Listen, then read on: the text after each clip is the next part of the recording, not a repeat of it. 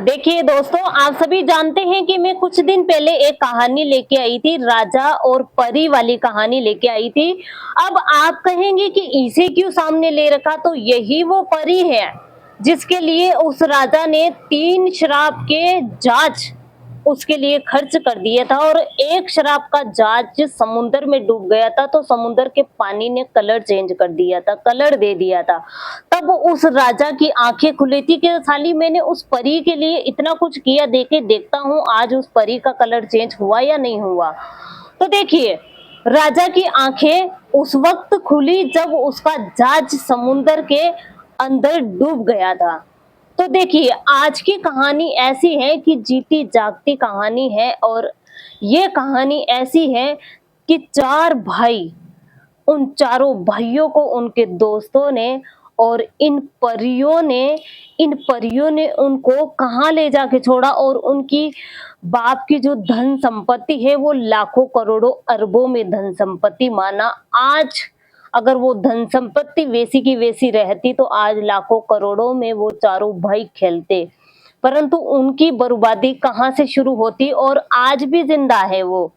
उनमें से सिर्फ एक भाई की मृत्यु हुई है और 4 भाई हैं, और ये ज्यादा पुरानी कहानी नहीं है, ये अभी 40 साल ही हुआ है इसको, और आज भी वो 3 भाई तो जिंदा ही हैं। तो देखिए दोस्तों, अपने राजस्थान में एक छोटा सा गांव है जहाँ पे 4 भाई रहते हैं। उनमें से एक भाई की मृत्यु हो जाती है, और जब वो चारों भाई अलग अलग होते हैं तो उनके पिताश्री की धन संपत्ति कितनी थी, 600 बीघा तो उनके जमीन थी, 200 उनके भैंसे थी, और चांदी सोना उनके गांव में कहते हैं कि एक एक मण तो उनके चांदी आई थी, और एक एक पसेरी उनके सोना आया था। जो सिटी में कहते हैं एक मण को 40 किलो और एक पसेरी को 5 किलो कहते हैं। तो इतना तो उन चारों भाइयों के हिस्से में चांदी सोना आया था, 50-50 भैंसे और 150-150 बीघो जमीन। अब देखिए, इतनी धन संपत्ति उनके पास जो कि आज अच्छे से वो संभाल के रखते तो मालिक रहते, मालिक राजा बन के जीते थे।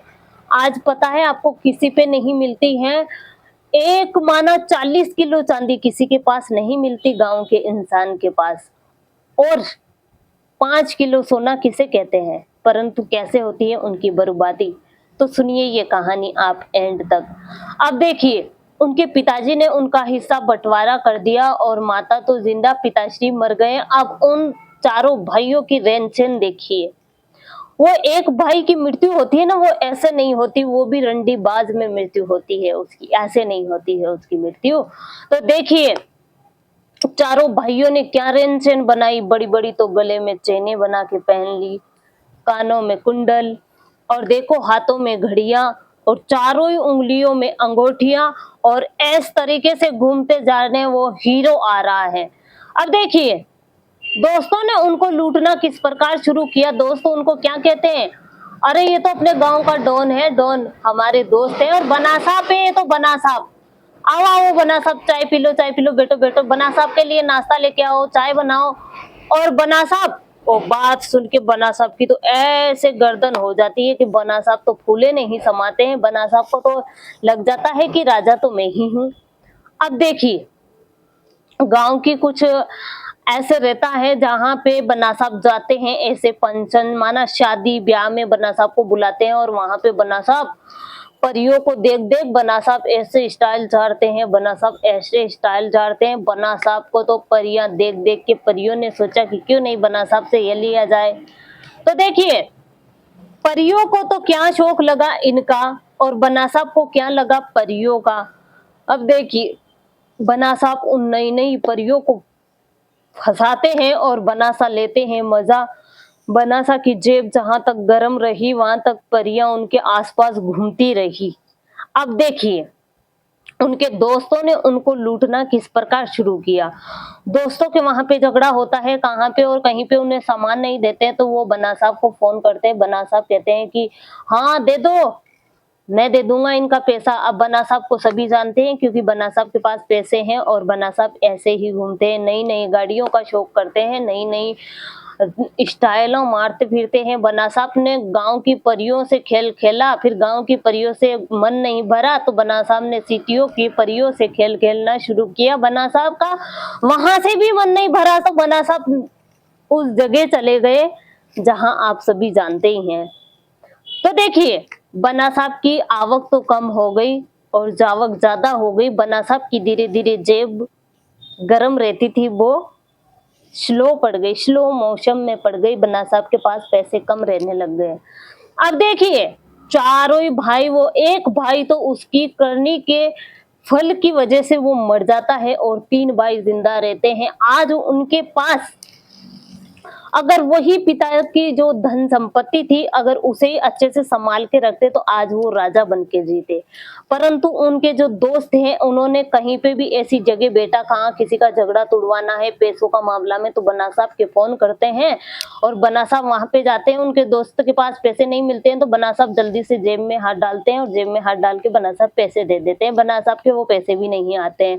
बना साहब को टाइम से ब्याज भी नहीं मिलता है। बना साहब की धीरे धीरे ऐसी स्थिति हो गई कि आज बना साहब के घर पे एक भैंस मिलती है आपको और जाओगे तो बस 10 से 15 बीघो जमीन खूब है, वही आपके पास मिलेगी। उन बना साहब के पास, जिनके पास 150 बीघो जमीन थी, एक दिन के समय 40 किलो चांदी थी और 5 किलो सोना था, उन बना साहब के पास आज कुछ भी नहीं मिलता है। बना साहब को बढ़ावा दे देगी, किसी ने तो उनको डॉन कहा, किसी ने उनको बना साहब कहा, किसी ने उनको हीरो कहा, किसी ने उनकी तारीफ की और बना साहब को झुका दिए नीचे।